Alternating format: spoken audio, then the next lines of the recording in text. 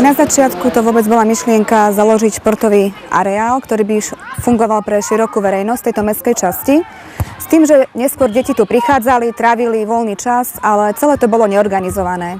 Tek po izgradnji sportskog areálu rodila se ideja o osnivanju omladinskog fudbalskog kluba i lige u malom fudbalu za odrasle.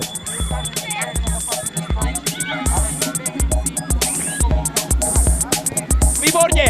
A posúvam loptu! Už posúvam! Tak, výborne! Tak, a otáčam stranu! Pre deti vo veku od 5 do 12 rokov na východnom Slovensku určite nie sú nikde lepšie podmienky.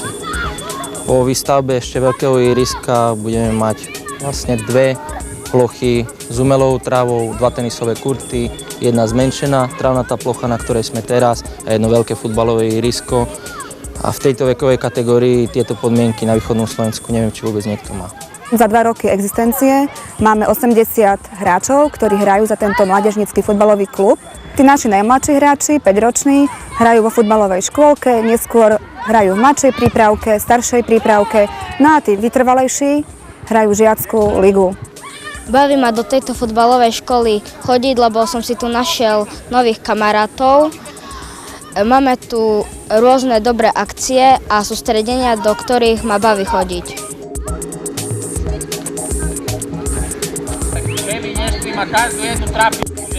Náš futbalový klub je určený pre všetkých, je to aj naše motto.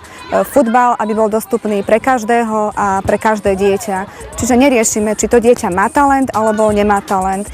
Čiže chceme umožniť hrať futbal všetkým deťom v tejto mestskej časti, ale aj Košic. Určite nie všetci budú futbalisti, ale zašportujú si. Určite netrávia voľný čas, ako po niektorých rovesníci. Túlaním sa za blokmi, fajčením. Má nejaký cieľ, rozvíja sa po fyzickej stránke, tým pádom rozvíja sa aj po duševnej stránke a myslím si, že je to lepšie, ako keby sa mal len bezcielne pohybovať niekde na ulici.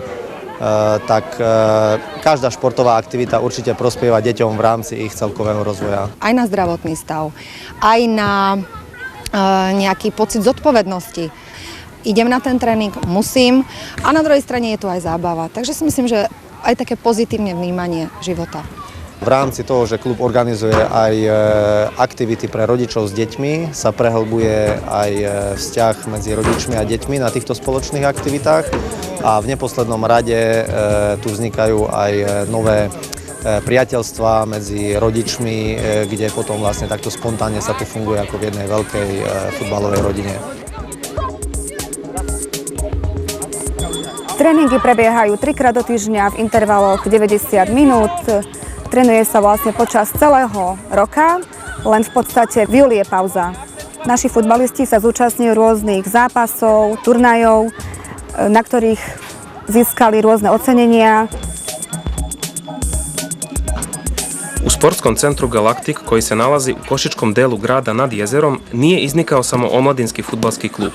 I odrasli su dobili mogućnost da odmere svoje snage u fudbalskom umeću. Skoro tokom cele godine mogu da se bave sportom.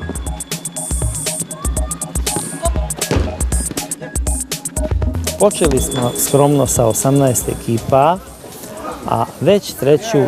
godinu liga se raširila na 48 ekipa, a to je približno 700 igrača koji ju igraju. Ligu mogu da igraju igrači stariji od 16 godina. Sam broj igrača koji igraju mini ligu potvrdio je potrebu za takvom ligom u Košicama. Je to momentálne najmasovejšia súťaž organizovaná v Košiciach. Stretáva sa tu strašne veľa ľudí a ten zmysel toho všetkého je o tom jednoducho sa zabaviť. Úroveň je veľmi vysoká, hrajú tu na reprezentanti Slovenska, hrajú tu na ligoví hráči niektorí. Je 22 zápasov za celú sezónu a po celej sezóne tá medaila naozaj hreje, ako sa hovorí. Šteta što takvih sportskih zanesenjaka kao što su Kovačevići nema u Košicama više.